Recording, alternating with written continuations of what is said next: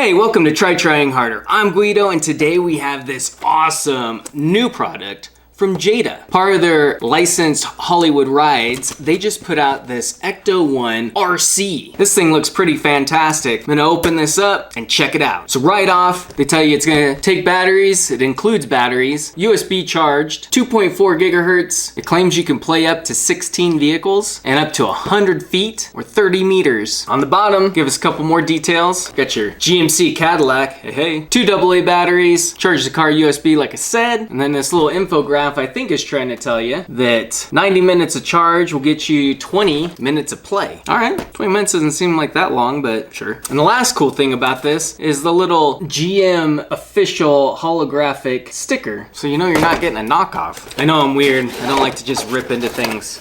I like to open them nicely. Got some instructions, multiple languages. All right, get these things out of here. Got a remote. And the car. Yeah. So here's the controller. I was hoping this little guy made the sirens go, but I don't think so. Best I could tell, it enables this turbo boost, which is cool that there's a turbo boost, but how can I like really turbo boost without some sirens? I feel like that could have been an easy throw in, but the car looks pretty good. There's a lot of detail here. Nailed all the key points that I know. I'm not a huge aficionado, but for the common Ghostbusters fan, I think they nailed it. Especially for a child. The bottom just has the USB charger, fine-tune your steering, and you're on and off. Hey, it's not supposed to have a charge. The lights are blinking.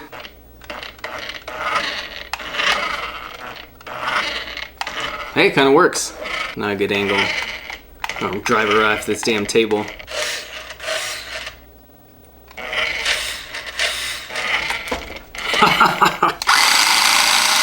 Boost seems to go pretty quick.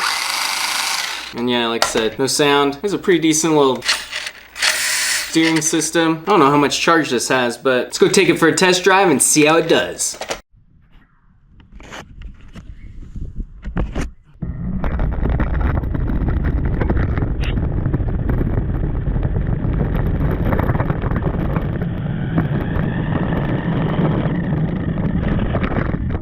That was a quick little test drive. I started out regular speed and then kicked in the noticeable turbo. The lack of suspension makes for a pretty rough ride. This works best on hard, flat surfaces. Low pile carpet was the max it could handle. Grass was a no-go. Up a driveway with turbo was kind of slow. I high centered it and rolled it playing around a curb. I would say this is good for a hardcore Ghostbusters fan to scratch that nostalgic itch, or a kid that's reliving their parents' childhood. However, from a purely radio controlled car perspective, this is cheap and underpowered. It should have more torque to be able to go up hills. I'm not even that concerned about the speed of it. It's mostly just being able to have that oomph to get up a damn hill. Also, I've seen Playmobil Ecto-1s that had lights and sounds. With that, thanks for watching. Please like, comment, and subscribe. I really like having a drivable Ecto-1, but what are your thoughts? Cool or not enough? And I gotta say, Jada, when it comes to making an iconic movie vehicle and you skimp on the lights and sounds, try trying harder.